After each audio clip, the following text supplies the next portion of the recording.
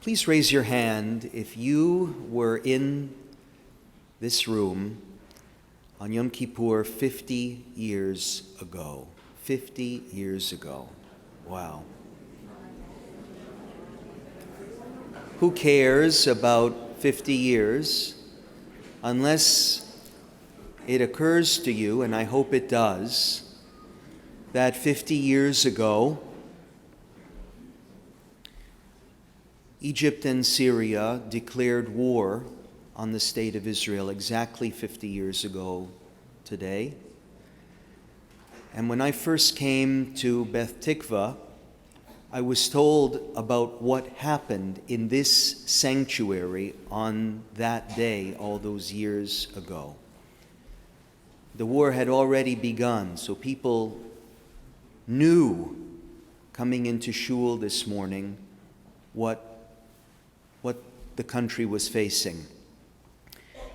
And I can't imagine what that must have been like to come into shul that morning. I understand there was a drive to collect funds even on Yom Kippur. There was a real sense that this surprise attack could threaten the viability of the state of Israel like no other war that had ever been launched against it. That feeling in this sanctuary, think though of what it must have felt like in a synagogue in Jerusalem, where a group gets together to pray as they do every year, and then suddenly someone marches in through the doors, calls out the name of a young man who rises from his seat. He's not being called to the Torah, not being called to participate in the Yom Kippur service. His name is being called by a soldier to immediately leave the synagogue and to prepare to go to war because Israel is under attack. He's seated there with his whole family. If you can picture the scene, his father seated next to him embraces him, hugs him, kisses him, refuses to let go with tears streaming down his face. The rabbi stops the service, approaches, and says gently to the weeping father, "His place is not here today." The father releases his son, and the rabbi places his hands on the young man's head and gives him the priestly blessing. This scene was not uncommon during the first hours of the infamous Yom Kippur War. Although Israel was eventually able to protect its borders, that accomplishment came at a cost. Almost 3,000 soldiers gave their lives, which is a ratio of 1 per 1,000, a very steep and painful price for a nation of only 3 million at the time. 10,000 were wounded. Almost every household, ask any Israeli, almost every household, every neighborhood was affected. Every war is tragic, but I'm not sure how many of us appreciate that for Israelis, the Yom Kippur War is by a wide margin the most tragic, the most traumatic. We've heard already this year and will continue being exposed to lots of retrospectives about the war. They're going to focus on the big players, Golda and others, the geopolitics, the notorious battles.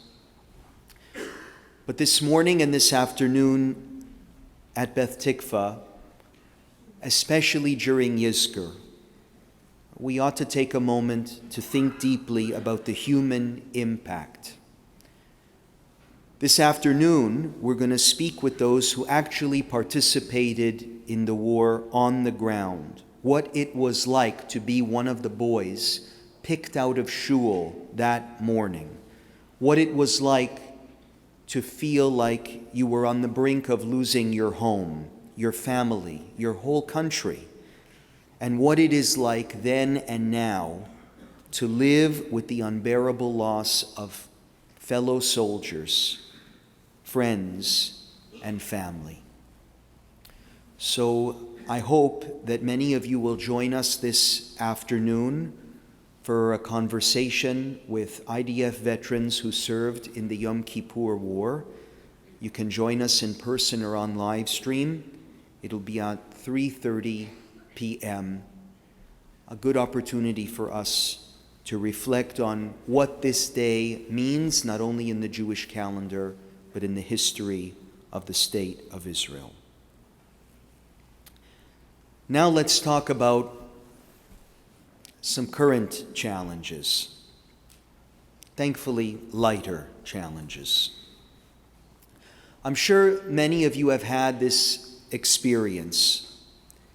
It's dinner time, you're short on time, you're hungry, you're not in the mood to cook anything.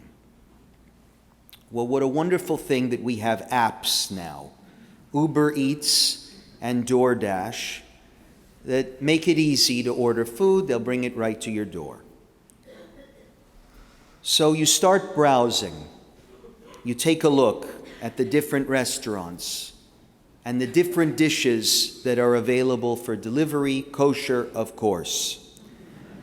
You look at the different cuisines. You read up on some reviews. You check whether there are any promotions available. You're going back and forth on what you should order. Maybe you should get one more main course just in case the first one is terrible. Then the kids want something else that's not available at that restaurant. Finally, you've made your selection, you've placed your order. The ordering process, which would have taken you 5 minutes at a restaurant or 20 minutes in your kitchen, took you 45. And by the time your meal has arrived, you have already snacked on everything else in the pantry and lost your appetite completely. Does this sound familiar to anyone? Welcome to the world we live in. From Uber Eats to Netflix to Tinder to Airbnb, ours is a world of endless options and information. The explosion of technology in the past few decades gives us access to all sorts of experiences, entertainment, and relationship options that previously required much more effort. And we often get stuck on that Uber Eats page because of the famous paradox of choice. Having more options does not make life easier. It means having more stress, expending more effort. We fear being unsatisfied with our choices, and so we avoid making firm decisions whenever we can. Barry Schwartz, who wrote the best-selling book on the topic, The Paradox of Choice, says it this way, quote, "Learning to choose is hard. Learning to choose well is harder. And learning to choose well in a world of unlimited possibilities is harder still, perhaps too hard." Technology might be responsible, but the fact that choosing has become too hard has consequences that are far-reaching. So we wait years before choosing a profession. We date for years before deciding to get married. We hire employees when we can on a temporary basis. We shop at stores only that have the best return policies. And we keep our friendships shallow and expendable. Our options have to remain open. Our lives have to be flexible. Our decisions have to be reversible. In contrast to all of this, allow me this morning to make the case to you for commitment. What is commitment?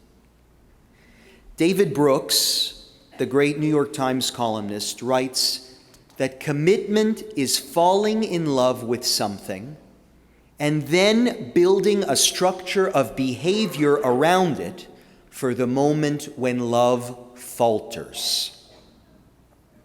It's a brilliant definition. Love is a passion, an emotion, a heightened state, a peak experience, and it needs to be sustained.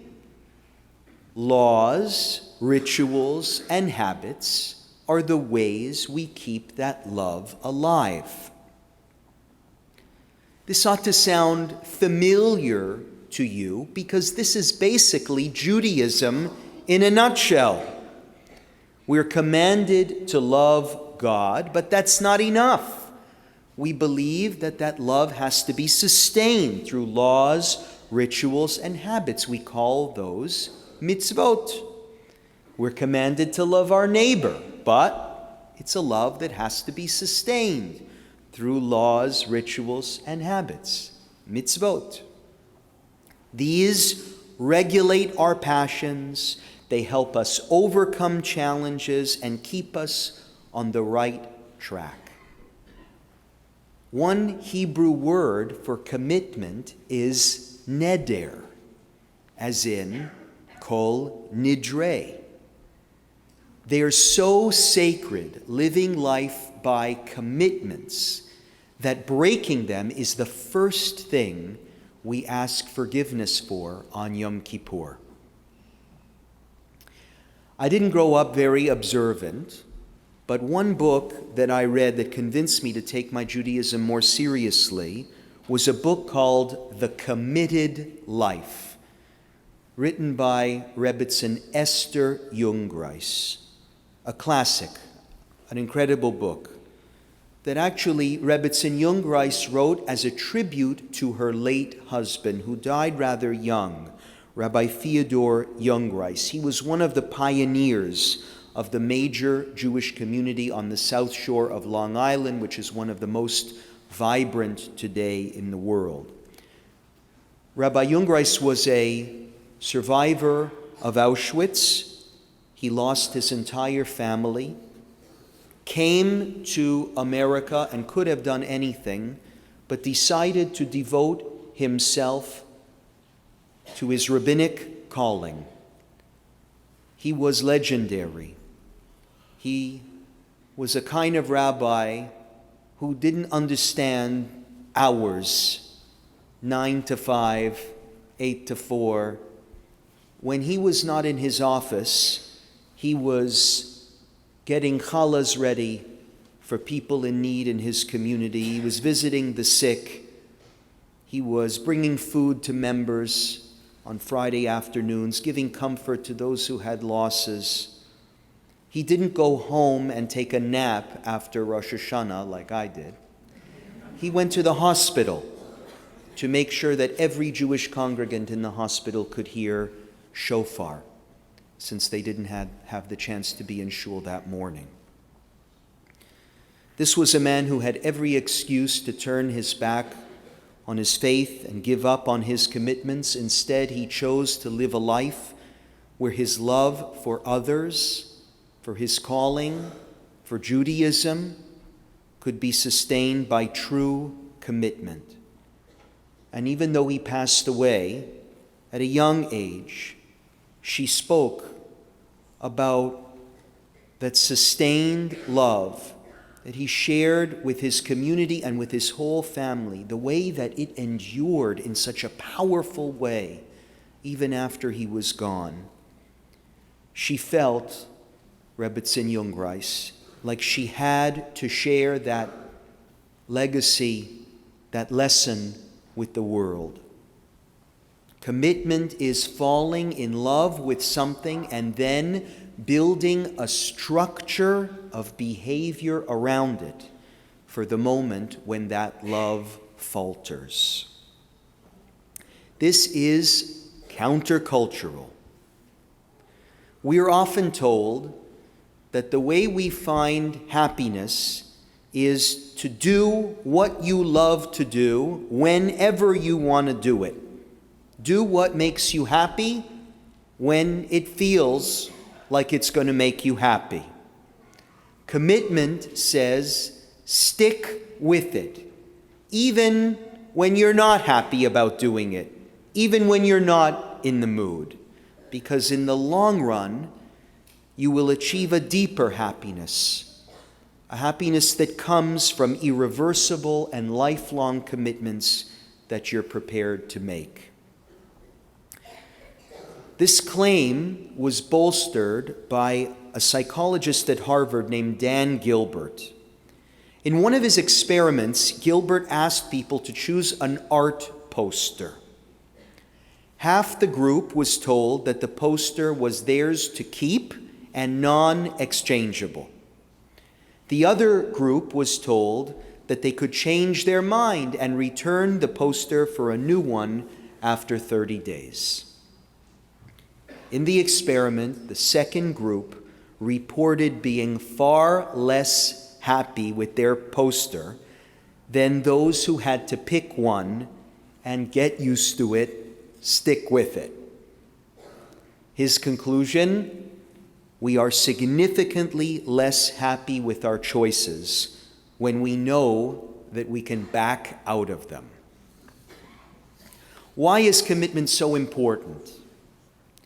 Brooks is partially right. Love needs to be sustained or it will fade. But he's only partially right, I think, because so does everything else in the world that matters. Everything worthwhile takes time. There are no shortcuts. The line of progress is never straight, wrote the late Martin Luther King Jr. It involves boredom and distraction and exhaustion and uncertainty. Think about it. Teaching a student, advancing a cause, healing a divide, rectifying an injustice, establishing a business, building a relationship, and keeping one with a spouse or a child. Commitment is easy when things are going well and you're constantly getting rewarded. The real test is whether you stay true to your goals when confronted with challenges and downturns and difficulties. Committed people stick with their business idea even though the marketplace is taking time to respond. Committed people stick with the relationship even though they have the right to walk away. Committed people don't give up on a child because he's letting them down and not doing what she should. Committed people don't slack off at work because they're not being treated right by their boss. Committed people don't give up on a friend because the friend messed up. Committed people don't even give up on their synagogue when their synagogue messes up, as we do from time to time. In all these areas, committed people are in it for the long haul, through thick and thin, through poverty and prosperity, through trials and tribulations. And my experience is that the greatest rewards in this life, material and spiritual, tend to go to people who in these areas and more stay faithful, stay loyal, and stay committed. Now I want to be careful. I am not suggesting that anyone stay committed to situations or relationships that are toxic or harmful. Extreme situations always disprove the rule. But I think many of us notice that we're living in a world where all of us are struggling to make commitments because of endless choices and struggling to keep commitments since we've made it so easy to get out of them. And that is not good. Commitment should not be a scary word. Two of the greatest stories of commitment are found in the 5 Megillahs, 2 of the 5 Megillahs. Those are the 5 scrolls that we read on the 5 major Jewish holidays. One is from the book of Ruth. Ruth, remember, has a terrible life. She's not only lost her husband, she's lost her whole family. All she has left in the world is one mother-in-law, Naomi, and one sister-in-law, Orpah. Naomi tells Ruth, "Go back to your homeland. Start over again." She in fact commands her 3 times to go home. Orpah follows those instructions, but Ruth chooses commitment. Her famous words, I quote, "Do not urge me to leave you or to turn back from you. Where you go, I will go, and where you stay, I will stay. Your people will be my people, and your God my God. Where you die, I will die, and there I will be buried. May the Lord deal with me, be it ever so severely, if even death separates you and me." Who would say that to their mother-in-law? Commitment. She was faithful, she was loyal, she was with Naomi in the good times, and she will be with her in the tough times as well. And the other story of commitment is found in the reading that is appointed for Yom Kippur, the book of Jonah. Jonah is not too happy that he has been called by God to Nineveh to tell the people to repent. If you pay close attention to the text, it's not that Jonah is running away and hiding in the whale's belly because he's afraid of God. He's running away because he doesn't believe in his ability to make any difference to the people of Nineveh. He's running away from his task. Jonah doesn't believe in his mission, doesn't want the responsibility. At the end of the book, God teaches him a lesson. He provides Jonah with a plant, and Jonah loves the plant. But then God uproots it, and Jonah is so sad, he wants to die. Here's what God says to Jonah. It's the last verse in the book. "You have been concerned about this plant, but you did not tend it. You did not make it grow.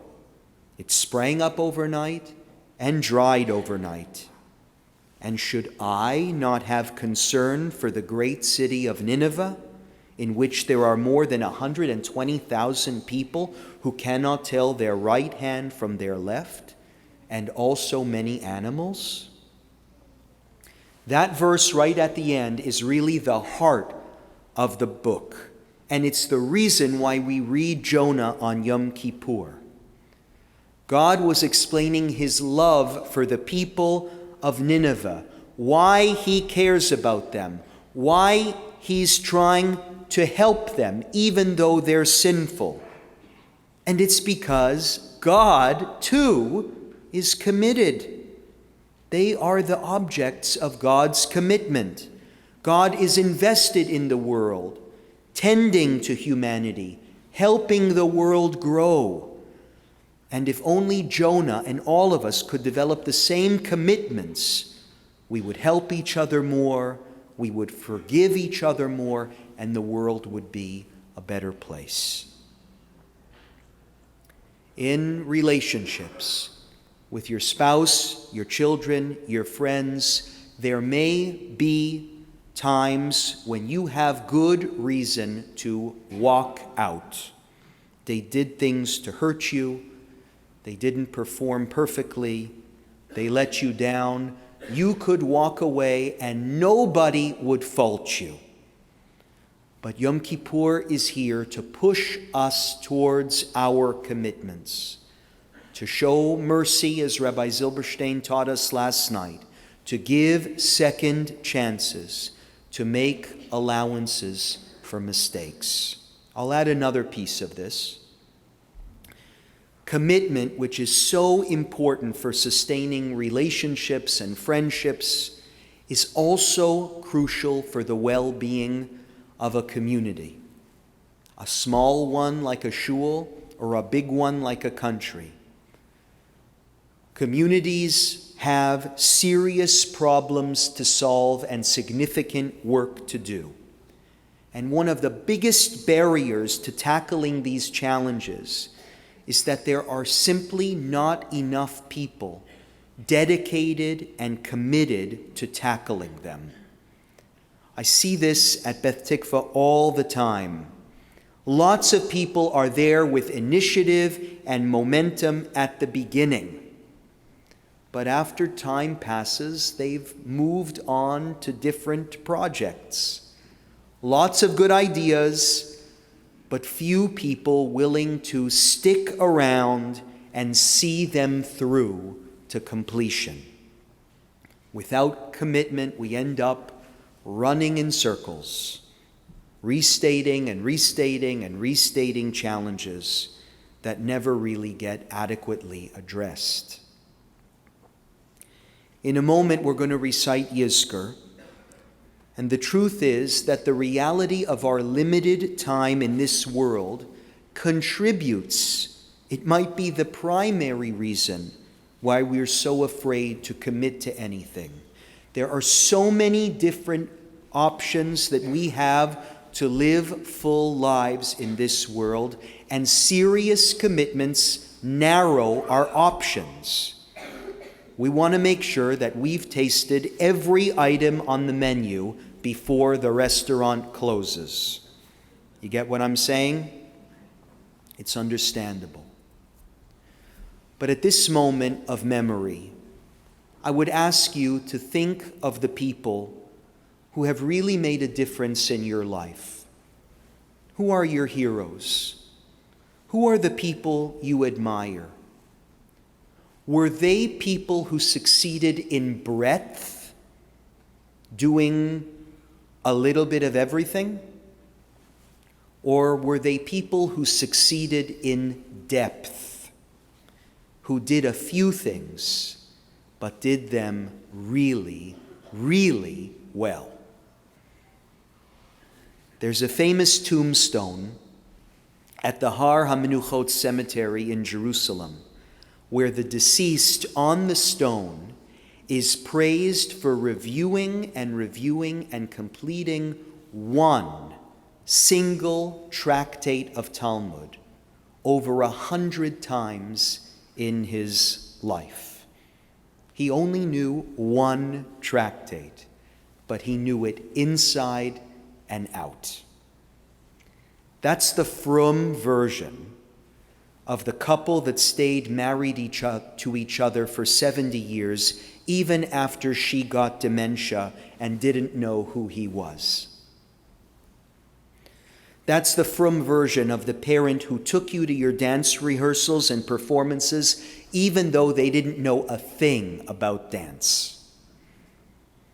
That's the frum version of the music teacher who worked with you and hundreds of other kids, reviewing the same basic material over and over again. The friend who was there for you at your side over and over again, even though many others have since walked away. Committed people are not in denial about their mortality. They've just made a decision to make the most of their days by pursuing depth instead of breadth. Quality, not quantity. Loyalty, not impermanence. And it is a choice that makes all the difference. The world does not need more fair-weathered friends. It does not need more alternative options, more temporary relationships, and better return policies. We have enough. We need more people ready to commit to a place, a cause, a profession, a community, or a person. We need more people ready to commit to a mitzvah, to work towards it consistently and diligently, even when the going gets tough.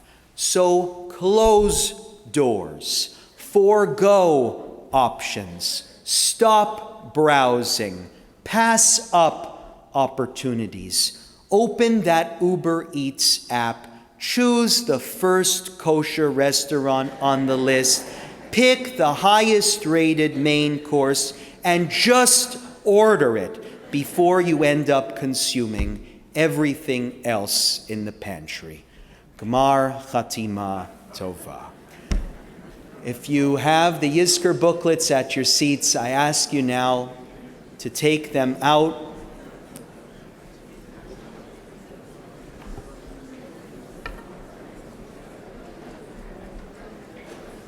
We're going to begin the service on page 4. Eternal God, in whose eyes 1,000 years are but as yesterday, in whose hands are the souls of the living and the dead, in your sight every soul is precious. O Lord, from whom we come, to whom we belong, and to whom we shall return, strengthen us as we now remember our loved ones who have been reunited with you. Be with us as we consecrate this hour to the memory of our departed.